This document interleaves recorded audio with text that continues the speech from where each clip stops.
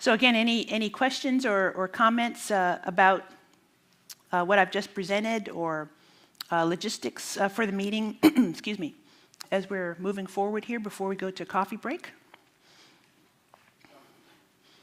Yes, Brian. Will there be any sort of demos of some of those strategic goals or some of those maritime apps? Well, the ocean-based map you can see in the lobby. In terms of specific demos, we didn't put aside specific time for demos because we want to talk about some of the broader issues that tie into some of the products. But given that we also have flexibility into the schedule, there's also built into the schedule, there's also time that you can meet specifically with the Esri staff here because as we mentioned before, about half of we have approximately 80 people involved here in this meeting, and half of them are Esri personnel. So if you wanted to talk to Tim Kearns or Beata about ArcGIS for Maritime, maybe set aside some time, that's possible as well. We do have a couple of small meeting rooms that have been reserved for us for small meetings or one-on-one meetings outside of the rigorous schedule of the meeting, so that is possible. Tim, and then Ben. Just a question for the participants. If they have an idea, something they want to write down, or they've already written down, what's the process in addition to the discussions that we'll have in the breakout for them to get that to you or someone So I'll repeat the question because I've forgotten that we don't have our microphone runners set up yet. So I should give a welcome to those participants who are participating now via live stream. We invited another 100 people or so to watch us via live stream. So you asked about if people have ideas or they want to connect with us in some way, how to get that information to us. So I would say, as you pass your business card with someone that you're talking with, just pass that to me. Pass that to me or to Drew. Any kinds of notes or collaborative ideas or anything, any kind of connection that you want to make, pass those on to Drew or myself. And you can pass us a piece of paper, old school, or you can send us an email. Because we are going to try to capture as many of the interactions as possible over the course of this meeting. And there'll also be full proceedings as well. So thank you, Tim. Ben, and then I'll go to Ellen. You gave some examples of interactions with NOAA and other federal agencies and state agencies in the United States. I'm wondering if you can talk to what role Esri plays with other national governments and like how you tie into policy processes at all in those venues and where opportunities might be there to interact with other groups. So let's see if I can. So Ben's question came out nicely because he has a wireless mic. So from his other presentation. So let me go to this. Now we have a federal science team that's very much involved with NOAA and with NASA. We have people who are working with the U.S. Geological Survey, and so I believe Jeff Donzie is here as a representative of that team. So he is an account manager who makes those connections in terms of serving customers within those federal agencies. But there are other ways that we are actually involved now, more on the policy level. And so here, for instance, we have representation of the NOAA Science Advisory Board. So we sit there basically as a nonpartisan participant to help NOAA in terms of advice to Jane Lubchenco as she tries to deal with all of the issues across the 5 NOAA line offices. So there are working groups within the NOAA Science Advisory Board, several working groups on a whole host of different issues, one of which is a data access and archive working group, which has, I think, most of the GIS-centric issues. So that's one way that we participate. So for instance, I am on the NOAA Science Advisory Board, and I'm a liaison to that data access and archive working group. There's also a lot that can be done now with the Consortium for Ocean Leadership because all of the members, Duke, Scripps, Woods Hole, UCSB, Lamont, all of those university members The delegates can participate on the various committees of the Consortium for Ocean Leadership. The Consortium for Ocean Leadership has a huge voice in Washington, D.C., and is basically the voice of the scientific research community to Congress, certainly, often to the federal agencies as well. And there are various committees and working groups there also. So one of the reasons why it's important for Esri to be involved in these organizations is not just to have our name on the letterhead, but we also have representatives on these working groups. Another example, the National Academy of Sciences. So the National Academy of Sciences, as many of you are familiar, they do studies at the behest of the federal agencies. So if NOAA, for instance, NOAA requested that the National Academy review and assess all of their educational programs. So the National Academy put together a panel of experts and undertook that study that was funded by NOAA to assess marine education or coastal and ocean education. This particular Ocean Studies Board decides what those different studies are going to be. In fact, there was a study that was considered to assess the science of coastal marine spatial planning. So that would have been a very important study that the National Academy Ocean Studies Board would have undertaken had it not been such a divisive issue on Capitol Hill. So again, we have representation on the Ocean Studies Board. So does that answer your question in terms of the other kinds of various activities? Mostly, I was also wondering how much you engage with other countries and in what capacity. Just curious. I mean, there's a lot going on in the EU with the Maritime Strategic Framework Directive or whatever, and a lot of planning that's going on there. A lot of it's spatial, GIS based. So just not just from an organization perspective, but from an opportunity for people in this room to engage with other activities that are GIS based. Just wondering where connections and network opportunities are for that kind of stuff. Well, there, in terms of Europe and I would say Africa, to a lesser extent Australia, Esri we're also involved with the International Coastal Atlas Network, and so that's one of the main feeders into that broader EU community. There are a couple of people who are involved with the International Coastal Atlas Network as well. And then we do have representatives who sit on EMODNet, the European Marine and Ocean, or it's Marine Observation Data Network throughout Europe. There's several EU framework projects that we are either participating in or that we know about. So this is where connecting with me and with the other Esri staffers is also very important as well. Part of this meeting is building this network so that you can go through people such as Guy Knoll, who's our program officer for Ocean GIS. You can go through me as chief scientist, Jeff Donzie in terms of his links in terms of federal science. We have a new maritime business development director, Raphael Ponce, who is not here. He's in San Diego at a Maritime Alliance meeting and so forth. So we can broaden our networks in that way. Great question. So I think we have microphone runners now. So Ellen, would you like to? Yeah, thanks so much for getting this together, Dawn. This is great. My question is a bit academic. The position papers, if you could explain a little bit more what they're going to mean, how they're going to be disseminated. And I've already got about 7 ideas that I want to add to mine. Is there a way that we can do that? Oh, that's a great question. So the position papers follow our request for position papers follows along the standard procedures for other kinds of scholarly meetings. Particularly, it was modeled after the National Center for Geographic Information and Analysis specialist meetings, where you state a position in terms of describing who you are, what your organization does, and what are the major issues that you would like to have addressed at the meeting, or issues or your vision for things that you would like to have solved. So in this case, with this particular meeting where we're talking about ocean GIS, some people have specific ideas for advancing coastal marine spatial planning.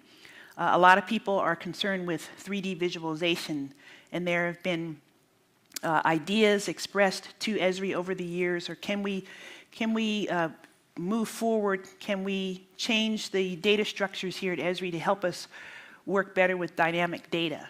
So that's what we asked for in terms of the position papers. The position papers varied according to what people had time for and how much detail they wanted to get into it. The idea for the position papers was to share them among the group here, but also to post them on the web so that people, normally when we have these kinds of scientific workshops, the position papers are up on the web for others to see the kinds of issues that were discussed. It depends on what you consider a publication, because it's not a peer-reviewed journal article, but it's just a statement that maybe it's like an abstract to a meeting. And so that is why we have, I believe, the paperwork involved to get your permission to share those position papers.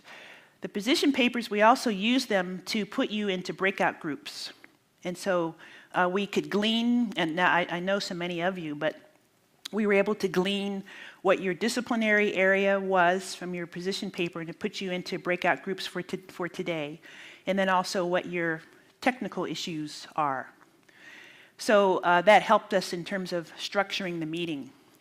The position papers will also be just part of the general proceedings of the meeting. So when we put out a final overview of what we discussed, those position papers will be in an appendix. Can you add to your position paper or give a revision of your position paper? Certainly, yes.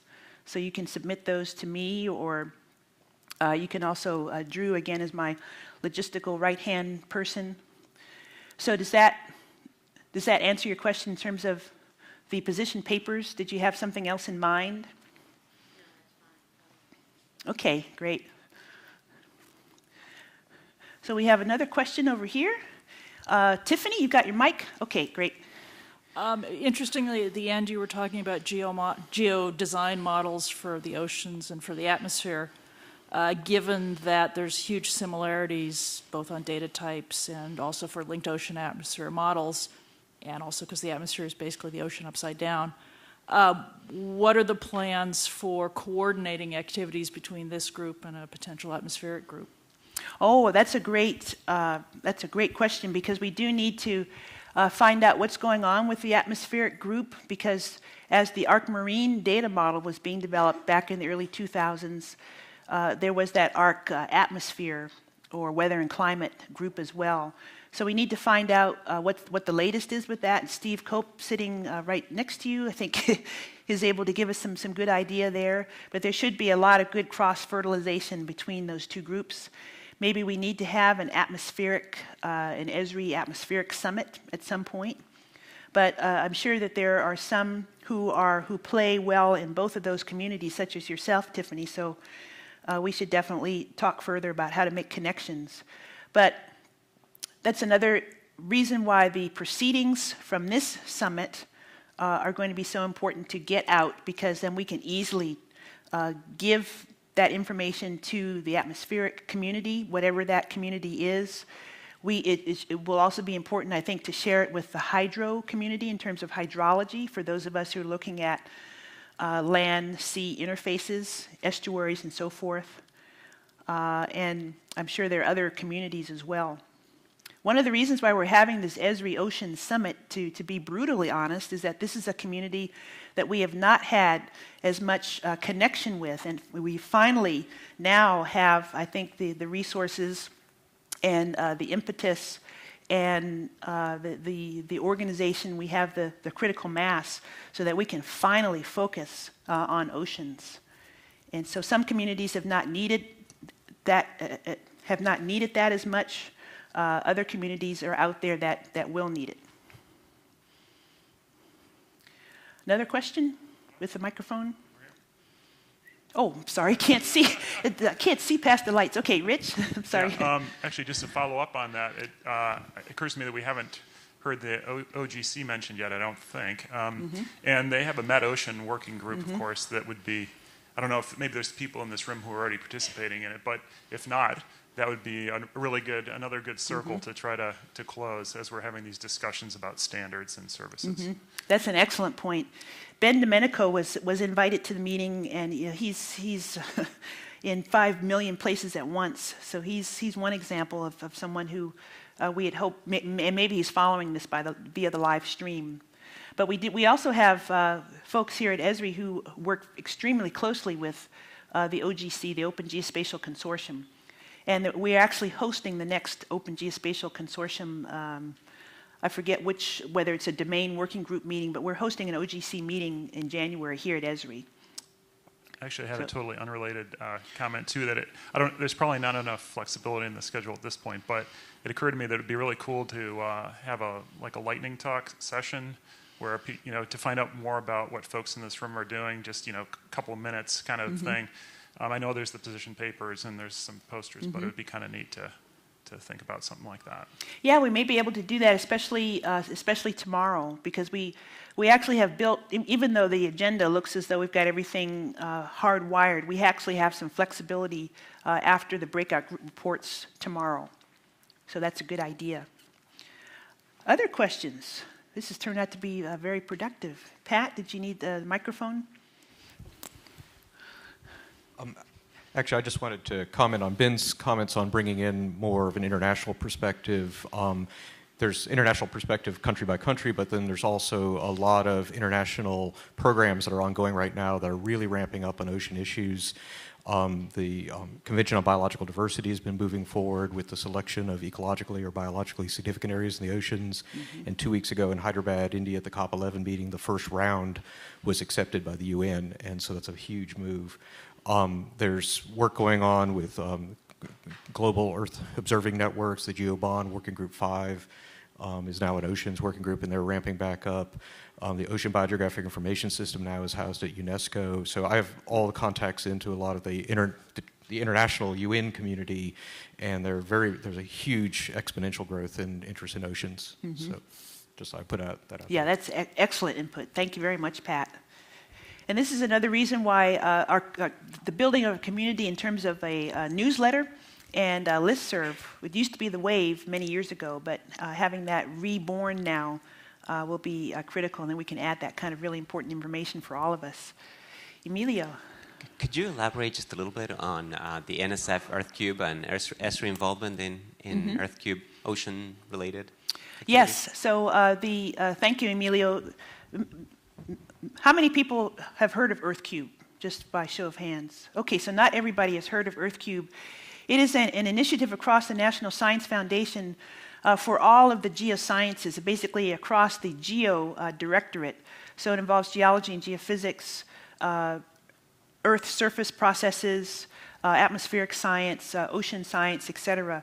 EarthCube is a vision to build a broad cyber infrastructure across all of those geosciences to basically change the way that people interact with and work with data, particularly in terms of virtual co-laboratories, making sure that the infrastructure is in place for large data sets and so forth.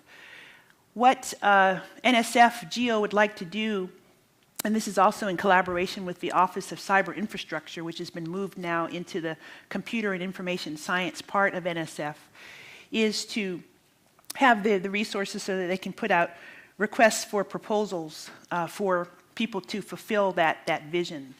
And so in terms of EarthCube, Esri has been basically involved in the working groups. So there's several communities, several working groups, chief of which for Esri right now is workflows. There's also the governance working group. And then finally there is semantics and ontologies. There's several other working groups that EarthCube is fostering right now through mainly through charrettes or workshops, roadmaps, position papers, and so forth.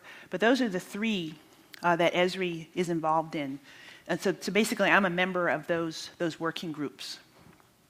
So Esri is not going to be putting in proposals like a normal university researcher, but we want to be involved in understanding where that particular community is going so that we can be poised to assist in terms of our partners.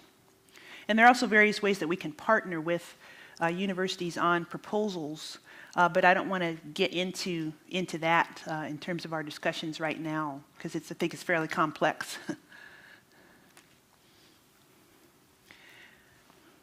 We're doing well on time, so we have, if there are no more questions, we can have a little longer coffee break, but we still have time. Kate? So I was just talking to somebody the other day, and one of us blurted out, the problem with the oceans is that nobody lives there. Not So true. can anybody in the hall tell us how many people are on the ocean at any one time? So those of you who work with shipping or with coastal marine spatial planning, anybody want to hazard a guess? How many people are on the ocean at any one time? Yep. Ben has showed his human impacts across the oceans, which gives you a nice idea.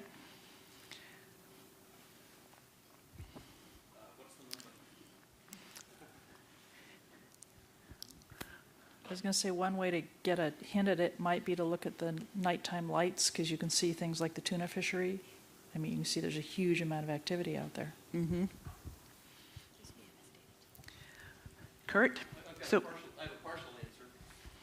I'm Kurt Hamill, the Navy Command and Control Account Manager, and certainly the automated information system is a way to keep track of ships at sea, and they recognize that they don't have all ships in the database, of course, but they do have some metrics. And so to give you an answer, it's about 40,000 ships at sea, each with a crew of average crew size. You could pick a number, but it'd be 20 perhaps. Add that, or consider that that's only about 60% of ships at sea. That's what IHS. So that would just be the people on fishing boats, merchant vessels, warships, that sort of thing. But the number's not insignificant. It's a fairly large number, yeah. So thank you, Kurt. So Chris, what's the next step? Did you just want to know the number, or were you thinking about that as a way to communicate to policymakers, or? It was just an idle thought. Uh-huh. It's a very fundamental thought, I think. Ellen? And I guess that brings me to something that I think about a lot, being a geographer, and that is the human element, or the social science element in all this. And I can see it in fisheries science, and I can see it in marine spatial planning, but some of the least useful resolution maps I've worked with are human use in the ocean or along the coast. And I guess I, for one, want to just say that's a huge step that we could take by collaborating with people who are maybe not ecologists or geologists. Mm-hmm. Yeah, I think it's an excellent point. Emilio, do you want to tie on to that? Well, going back to the idle question, to add another idle question, what's the ocean? Are small estuaries the ocean? And is there a consensus in this room about what the ocean is? I don't have an answer either. But. Mm-hmm. So these are all excellent issues that we can keep in mind in terms of defining our scope, especially for our breakout discussions, because you may want to revisit some of these basic questions. What is the ocean? Please, we don't want to go into what is GIS, though. Let's not go there.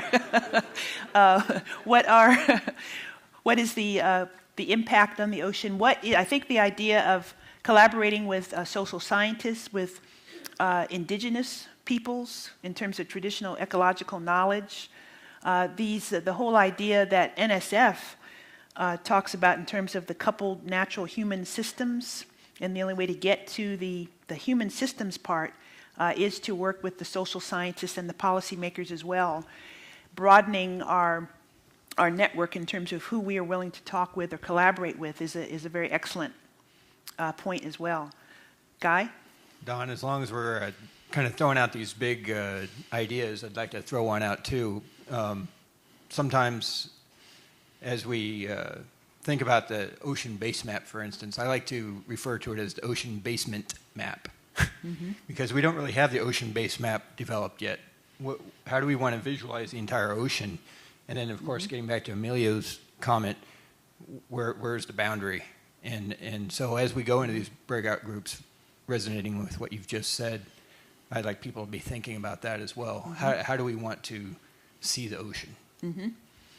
That's an excellent point, because I think of the ocean base map as the ocean with all the water drained off, and as a geologist, it's like, all right, I'm set. I don't need any more, but excellent point. Thank you very much, Guy. I think that's actually, if there are no other burning questions, we've kept folks in your seats for quite some time. So I think we can draw this to a close and give you an extra 10 minutes for coffee. So thank you very much. This was an excellent session, excellent discussions.